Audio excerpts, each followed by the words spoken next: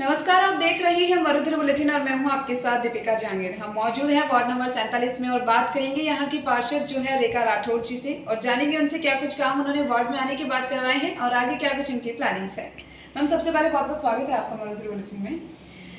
आप वार्ड पार्षद बने मैम, बहुत सारे कार्य होते हैं जो पेंडिंग रहते हैं, क्या कुछ कार्य आपने और क्या कुछ बताओ आपने वार्ड में किया आपके आने के बाद?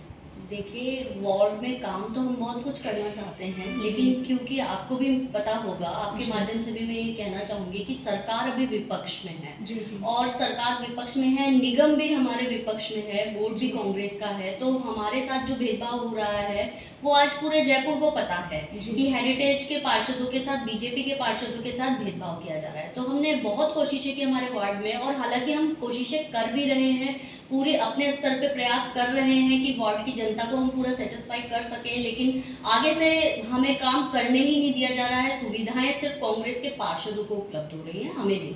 जी मैम, अक्सर देखा जाता है कि जो वार्ड होता है उसमें बहुत सारी समस्याएं होती है, पानी की समस्याएं मान लीजिए, सफाई की समस्याएं, जैसे कि आपने अभी बताया विपक्ष की जो सरकार है उसके चक्कर में नहीं हो पा रहा, और इसी के साथ ही जो गड्ढे होते हैं सड़कों पर कितने गड्ढे होते हैं वो भी देखने को मिलते हैं। तो आपके वार्ड में ऐसी क्या कुछ समस्याएं आपके सामने आई? जी, बहुत सारी ऐसी समस्याएं हैं।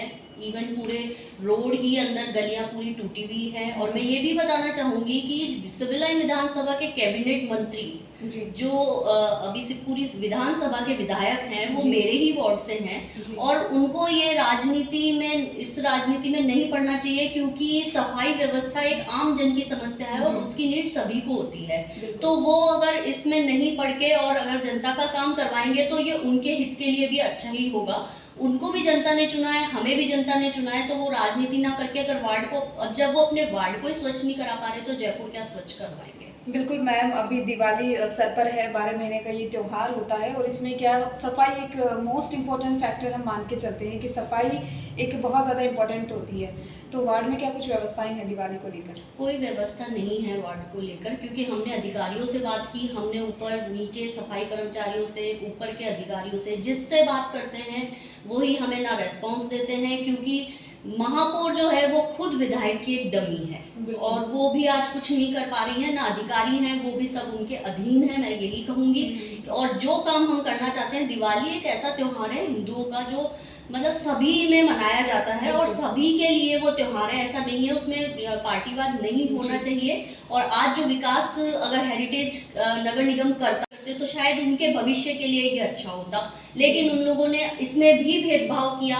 बीवीजी कंपनी तक को उन्होंने ठेकों पे दे दिया है, वहां भी रिश्वत, आपने पेपर में भी देखा होगा, रोज न्यूज आ रही है, रोज बीवीजी के ठेकेदार पकड़ में आ रहे हैं, रिश्वत खाते हुए पकड़े जा रहे हैं, अधिकारी हमारी सुन नहीं रहे हैं, वार्ड की गली गली में खड्डे पड़े हैं, लेकिन वहां भी राजनीति, सिर्फ भेदभाव के कारण हमारे कोई विकास कार्य नहीं हो पा रहे। मैम, दीपावली को लेकर वार्ड वासियों को, जनता को आपकी तरफ से कोई बधाई संदेश? बिल्कुल, मैं वार्ड वासियों के साथ हूँ। वार्ड वासियों ने मुझे चुना है, तो उनके लिए सबसे पहले मेरे परिवार से पहले मेरा वार्ड ही मेरा परिवार है। और मैं पूरी कोशिश कर रही हूँ, मैं वार्ड वासियों को आपके माध्यम से ये कहूँगी कि जितना मुझसे हो सकेगा मैं उनके लिए इस त्योहार पे पूरी सफाई व्यवस्था की कोशिश करूँगी।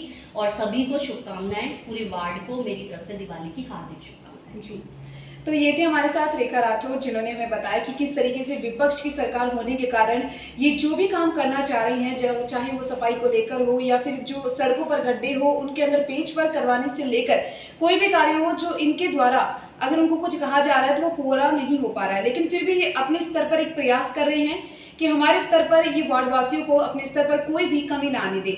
आप देखते रहिए मरुद्र बुलेटिन। नमस्कार।